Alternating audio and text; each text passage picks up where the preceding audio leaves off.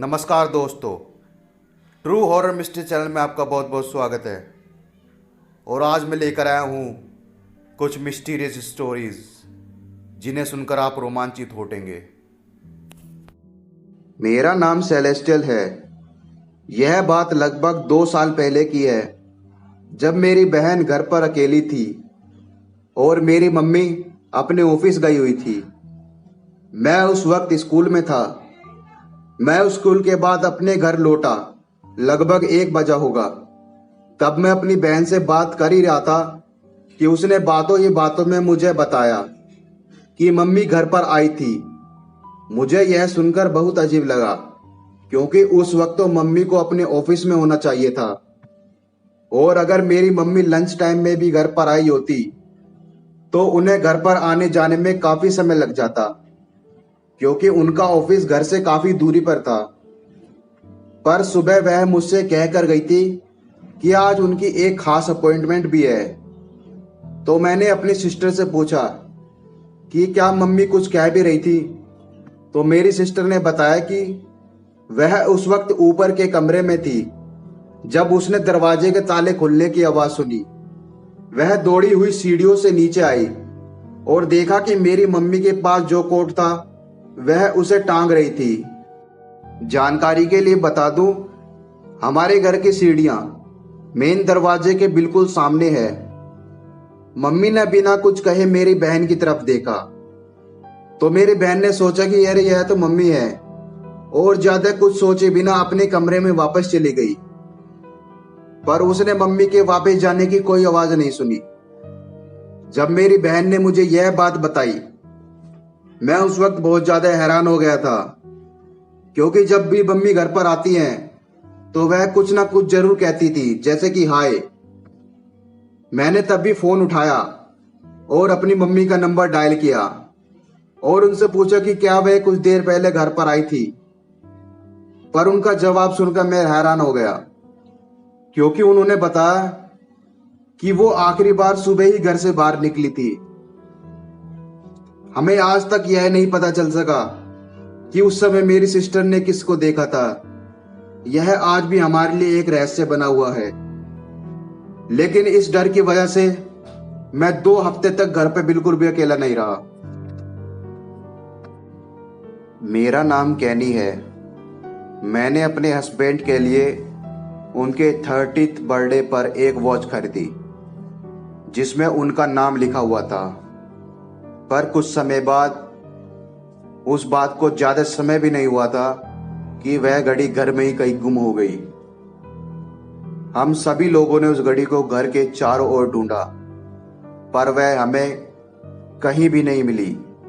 धीरे धीरे हम उस घड़ी के बारे में बिल्कुल ही भूल गए। करीब 13 साल बाद मेरे हस्बैंड को एक हार्ट अटैक आया, जिसमें उनकी मृत्यु हो गई। यह हमारे लिए किसी आपदा से कम नहीं था। लगभग 2 हफ्तों बाद मेरा लड़का, जो कि बाथरूम में गया हुआ था, तभी उसने वहां पर एक वॉच पड़ी हुई देखी।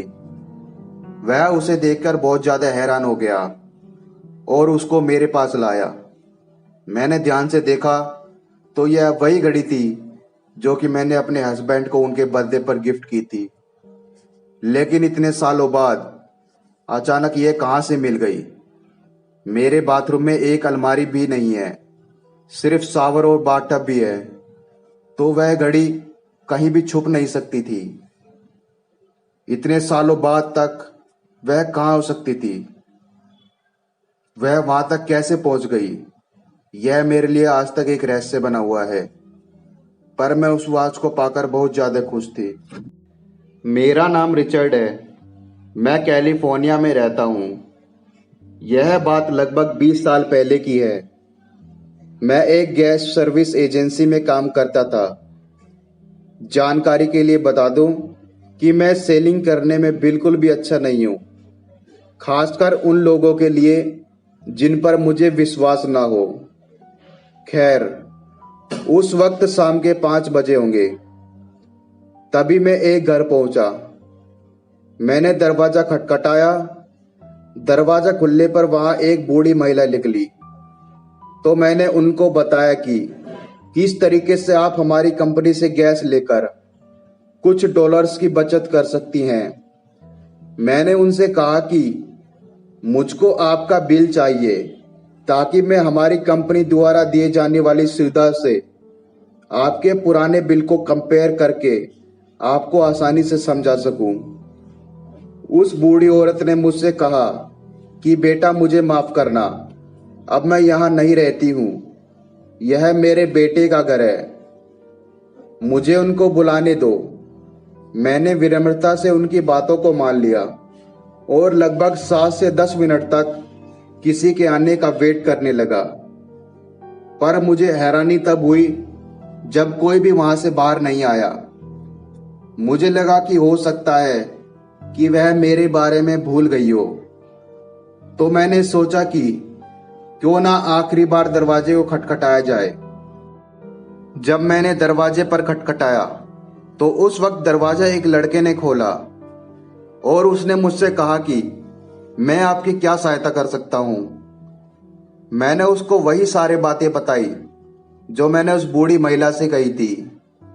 तभी उसने मुझे बीच में रोका और कहा कि यह सही वक्त नहीं है यह बातें मुझसे करने का, क्योंकि मैं कुछ देर पहले ही अपनी माता को दफन करके आया हूं। मैंने तुरंत ही उस व्यक्ति से माफी मांगी और वापस जाने लगा और मन ही मन सोच रहा था कि वह औरत कौन थी।